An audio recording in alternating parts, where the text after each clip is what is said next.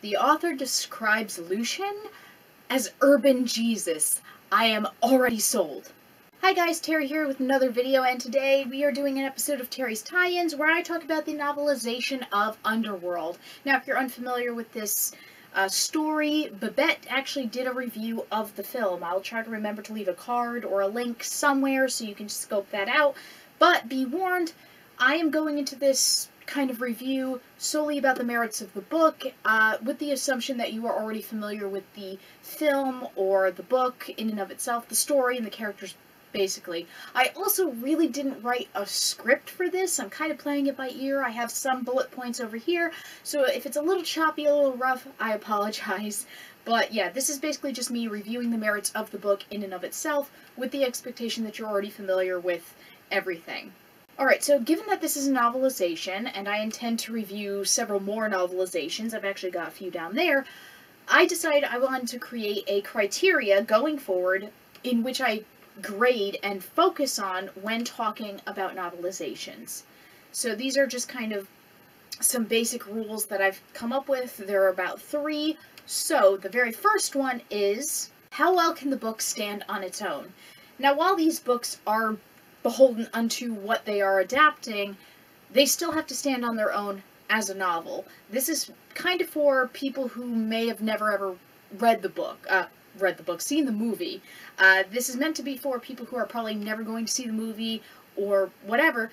So how well can this story be told in novelization form? How well does it stand on its own? For 2, my personal favorite is the expanded world stuff. Now, when it comes to expanded universes, they can become very messy and contradictory, overly long and convoluted and complicated. Think like Star Wars, Star Trek, Doctor Who, a lot of sci-fi in there. But think of those kinds of things where it's like, is this canon, is this not canon, is this... It's just so much information, so much stuff, and everything is just mixed up, and yeah. But when it comes to a novelization, it is just one straightforward story. It is just one straightforward thing. So, when I'm picking up a novelization, I kind of expect to not only get the stuff that's in the film, but I want expanded material. I want extended scenes. I want deleted scenes. I want more stuff. I want expansion of ideas and just basically just more stuff. There has to be a reasonable amount of that kind of thing in a novelization in order to make it worthwhile, as far as I'm concerned. It has to be more. So number 3 is consistency. Now, while I did say that these kind of books have to be able to stand on their own, and I still maintain that, I will also say that they are still beholden unto the thing that they are adapting, which means that they cannot contradict in any big way things that happen in the film. They still have to hit the main beats. Little changes, little dialogue switches, and little things like that don't really bother me because that's going to happen. The authors are working from a script that they, may change while they're filming it. They might do rewrites on set. So things are going to automatically be different. I'm not worried about like little changes or little scene stuff. I'm worried about big stuff. So it has to remain consistent between the film and the book. Alright, so to point number 1, just right off the bat, I honestly do think that this book can stand on its own. The text is written in a kind of... it's not bogged down. I don't want to say it's bogged down in any kind of way, but it's very flowery. There's a lot of like clever little descriptions that I can clearly say that somebody had a thesaurus and they were going to make good use of that thesaurus, and they wanted to really paint very vivid, colorful pictures. So a lot of sentences within like the same page will be filled with like, I can't even give a good example of this. Hold on. Of course, when I want to find an example, I don't remember the examples, and I didn't write one down. But there'll be like really long-winded kind of sentences that are meant to be very clever and descriptive. And I'm not saying that that's bad. I'm not saying it. It's not purple prosy, which means like plenty of the stuff gets right straight to the point, is descriptive enough that you're getting an image in your head, and other times there are some really exaggerated kind of sentences, for lack of a better term, but it's very engaging. It's well written. The author Greg Cox actually has written all of the novels for the Underworld novelization series, and he's also written for Star Trek. He actually wrote a few Q books. Q is my favorite character in Star Trek. I think that the writing style is engaging, and he does a good job of conveying all of the necessary information very well. Like, everything flows a bit better, things are expanded on and explained a bit better than what you might actually get in the film. Because I've watched plenty of reviews of the first film, and some things I've heard that other people have said is that sometimes certain motives aren't quite clear, or certain information just isn't clear, like, but whatever. I think that this guy, Greg Cox, did a good job of writing a compelling, interesting, descriptive text. Okay, so point number 2, the expanded world. This is the point where I actually made, like, several things I wanted to talk about, and there is plenty to talk about, but I'm going to try to distill it to a few key points. So I'm not going to hit every single thing I would really love to talk about. I'm just going to focus on some stuff. So for Celine as a character, you actually get a few more scenes with her. You get some expanded scenes with her.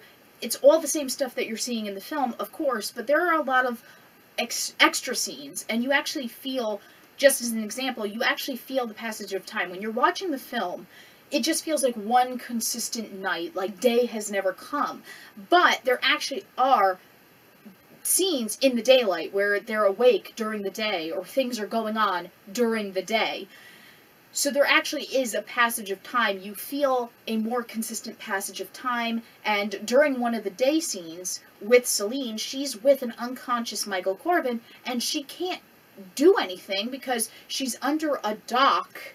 Okay, this is after the Jaguar accident, when Michael saves her life and pulls her out of the water. He pulls her under a dock.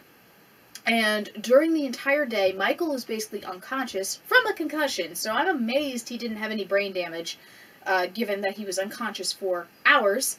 That might just be because he was bitten by Lucian at that time, so maybe the lichen venom was already working through his system and healing him from that mundane injury. I'm not sure. Speculation. But he was basically unconscious for the entire time. And she actually had to move around over him and think. For like 12 hours, she's basically trapped under this dock during the daylight, trying to hide from the daylight. And she's looking at Michael, and she's thinking about him, and she's thinking about her plight, and she's thinking about all the suspicions she has about Craven, and that Lucian might still be alive. So all of that stuff is starting to formulate in that time. And while it's not a super long scene in here, it gives you a little bit more about Celine and Michael. Now, Michael's obviously unconscious, but she's thinking. For 12 hours, she's just left alone with her thoughts. And we don't see all of it, but we do see her initial intrigue with Michael there. That's not the first time she's intrigued by him, but that's one of the things. And in general, you get just more with Celine, as I said. Namely, I want to address really quickly her attraction to Michael. Michael's attractive to her. She looks at him and she thinks he's attractive, but that's not the only thing that draws him to her or her to him. There's actually a little bit more chemistry there, and she does address that it's only been 2 nights and my whole life has been turned upside down. A lot can happen in just a few minutes to even a day. So they address that in here, that her attraction to him might be like really quick, but there's more to it. For example, one of the things that she instantly notices about him is when they're in the subway and the gunfire is going and everything's flying, she notices Michael braving the bullets and protecting a woman with his own body because she's been struck and she's bleeding out. She's watching, as she's fighting, this guy that she doesn't know protecting this woman, risking his own life, and she's absolutely like, oh my god, he's so brave. He's so brave. And that's a really good trait to her. She's a warrior. She respects bravery. Even in her own thoughts, she's like, there are death dealers that are not as brave as this man is. He's very brave and very compassionate. And another thing that ties into this is that Celine also views all human beings as innocents. Yes, she did get into a gunfight with the lichens in the subway, But to her, that's insanely regrettable. She didn't want to get into a fight with them. She tries her best at all times to keep any and all conflicts away from human beings. It's always been like an unspoken rule amongst vampires and lycans to keep the conflict as far away from human beings as possible. Because, you know, if they found out, it would mean, like, war against both of them, right? So they try very hard to keep the conflict away from everybody. But the fight's already happening.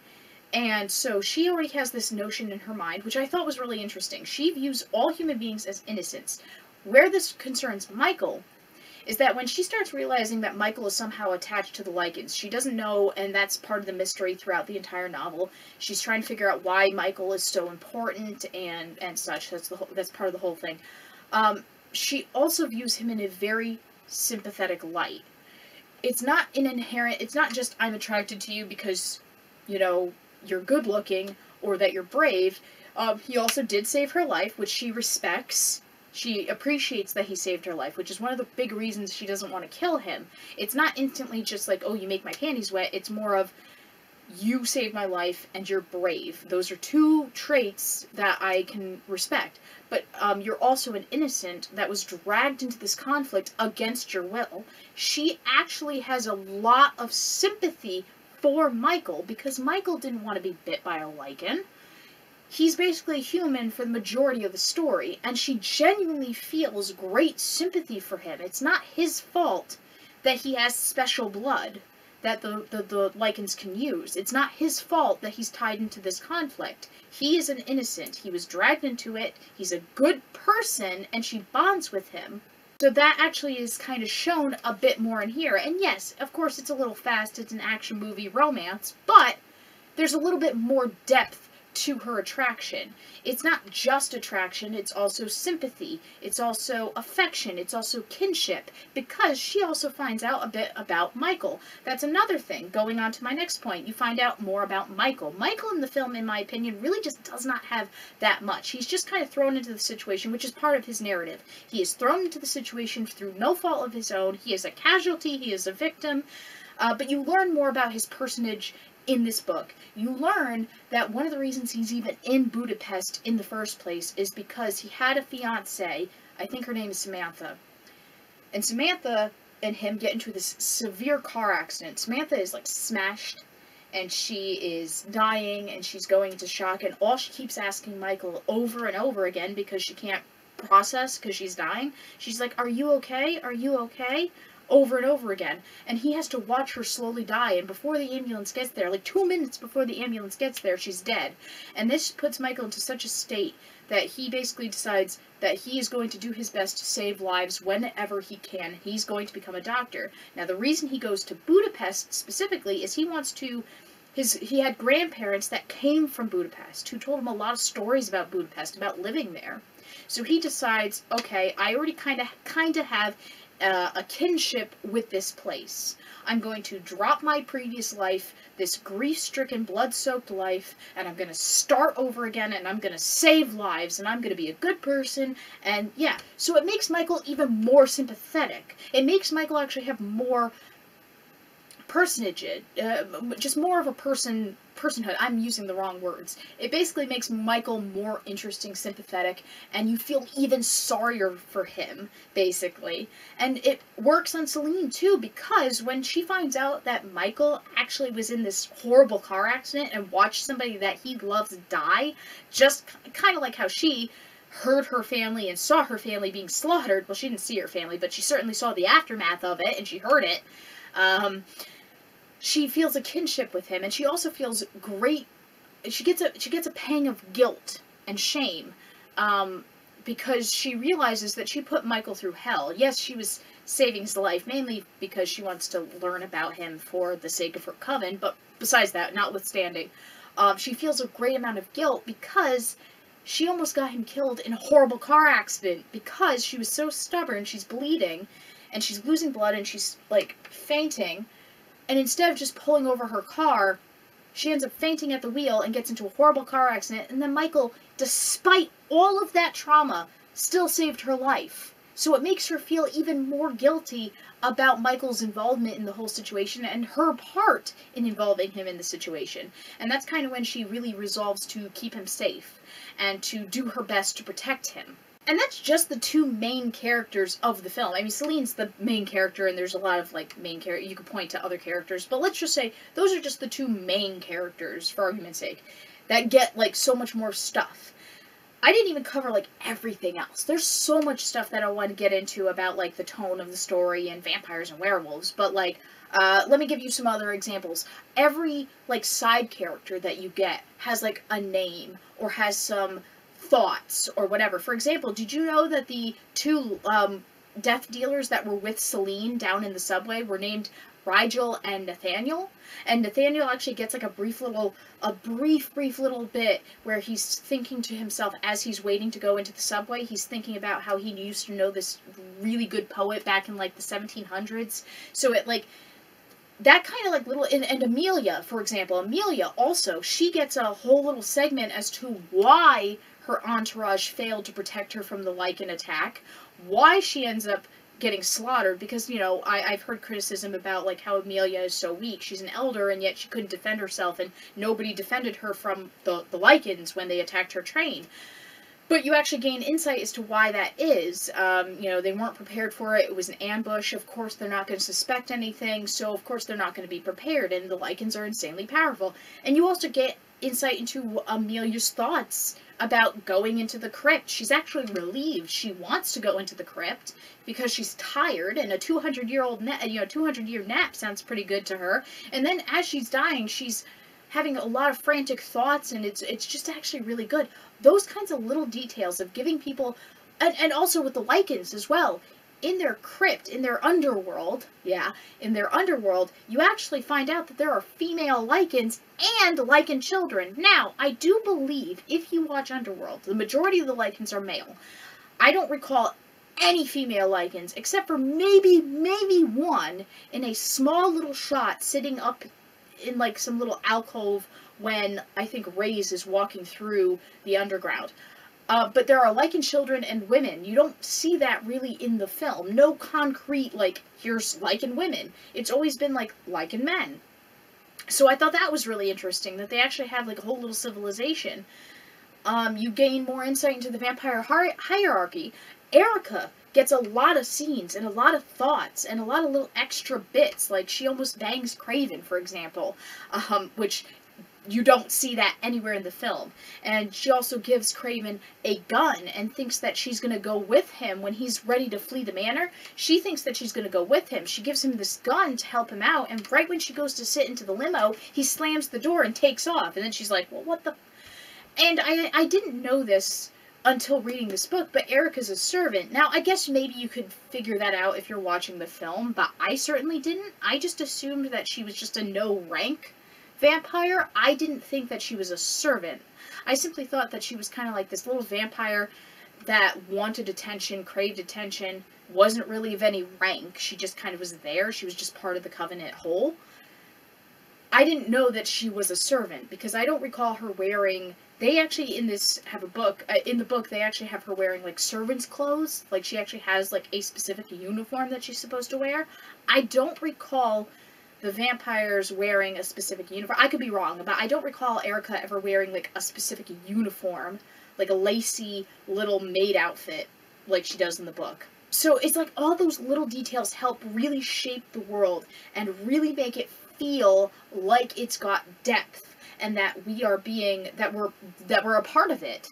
You know, like little side characters having names, or just like brief thoughts or little exchanges with our main characters makes it feel like they have a life and they have a world, and there's more to it than just what we've seen, basically. I don't know why I'm gesturing to the book, that we've seen on the screen. There's just more stuff. Okay, so there are some other things that, now this is going to tie more into the consistency aspect. It's still part of the expanded world, but it's kind of more into the consistency, and it's more or less about tone and intent. In the film, the twist that the Lycans are actually the victims, and that they were once the slaves of the vampires, and that they've been fighting for their freedom for hundreds of years. All they want is freedom. That's all they want, is freedom. They want to have a truce with the vampires. They don't like the vampires, but they want a truce, and they want to live their lives That was all supposed to be like this big twist, and you're supposed to feel genuine sympathy for them. And I'm not saying that you don't in here, but I will say that tonally it's very different.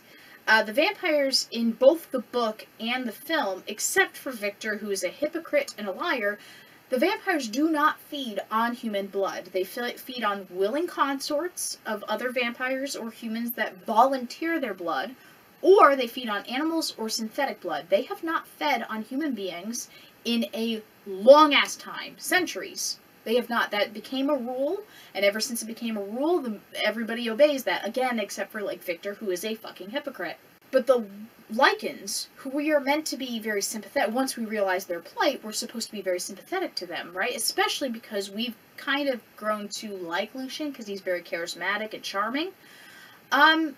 You learn, and yes, they do say this in the film, but I always thought that that was Craven just trying to throw Celine off, where he goes, aside from food, why would Lycan stalk a human?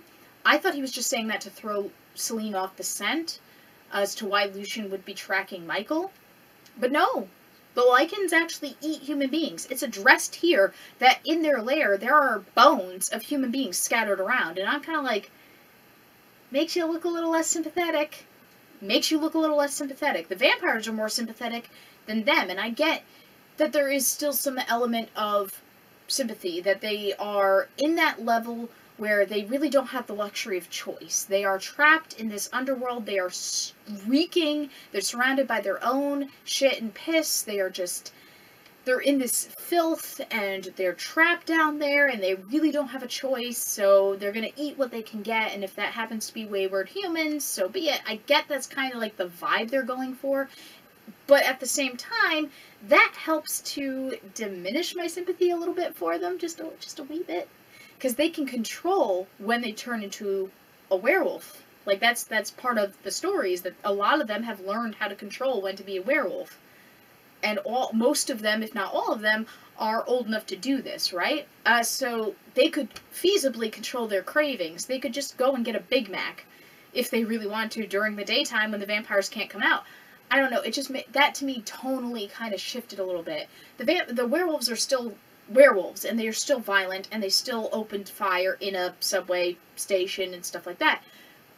But even with all that being said, they were still a little bit more sympathetic. You got the sense that they were pressed to desperation, so it kind of made more sense. But they're less. And then this also goes back to Lucian. In the film, Michael Sheen plays him very charming, eloquent, well-spoken, very sympathetic. You feel that he's just tired and he's sad and he's just wanting this conflict to end. Yes, he still wants to deal out vengeance against Victor. That is a big thing that he wants to do. But I still get the sense that he's just more sympathetic and he cares a little bit more and he just wants the best for his people. Whereas in this, he still has, yes, a lot of those traits. He still is a very well-spoken person. He's still very eloquent. He's still very charming to an extent. But he's less sympathetic here. He's a little meaner and more aggressive. And one of the biggest inconsistencies is what I'm going to read to you here. This is when Michael asks him, says to him, I don't want any part in your war. Now, in the film, the way it's delivered is, my war? Very light, inquisitive, whatever. And then that rest of that scene is where he's saying, we were slaves once. The daylight guardians of the vampires. But I bore them no ill will. Even took a vampire for my bride.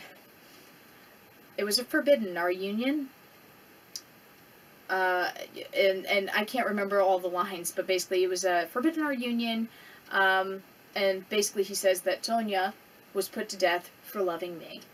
And the way he says it is very slow and sad and quiet.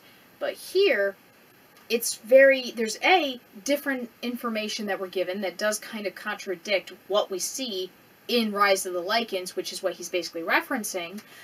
But it's just different. It's not as good. It's just different. And it's delivered different. I've seen it, Michael confessed. Your memories. As if I were actually there. Obviously, Lucian's bite had somehow transferred more than just the virus that caused lycanthropy. But why? How could he do that to her? Lucian's voice took on a bitter edge. I was just a slave, of course, and she was Victor's daughter. His daughter? Michael's brain scrambled to make sense of all this new information. Celine had spoken highly of Victor, claiming that he had saved her life after the werewolves killed her family. Could this possibly be the same vampire who condemned his own daughter to death? They kept Lycans as slaves? Lucian nodded. He slumped back against the edge of a rough-hewn lab counter, clearly shocked to be having this conversation. We were their guardians during the daylight hours, the hellhounds of ancient lore.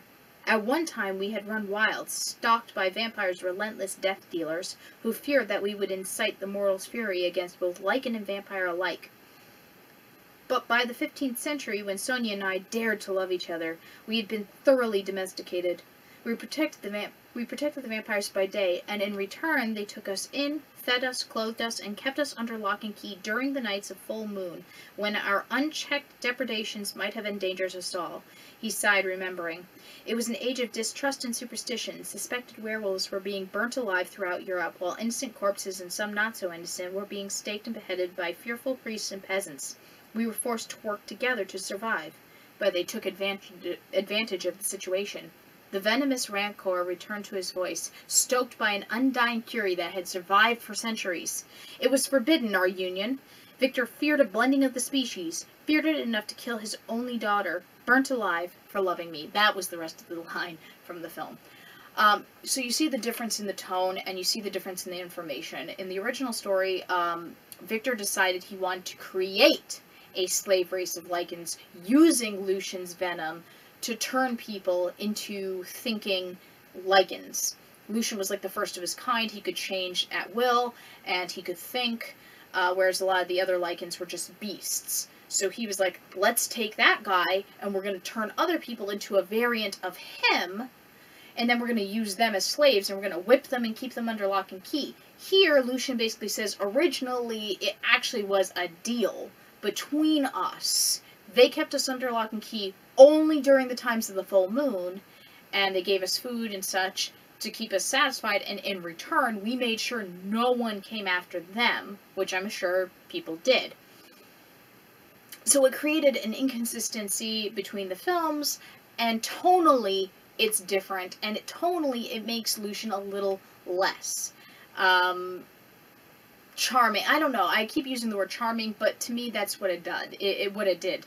It just kind of changed a little bit of the tone, and it still makes Lucian very sympathetic, yes, but I pictured the delivery of the book Lucian different than how he did in the movie, and I kind of prefer how it was done in the film.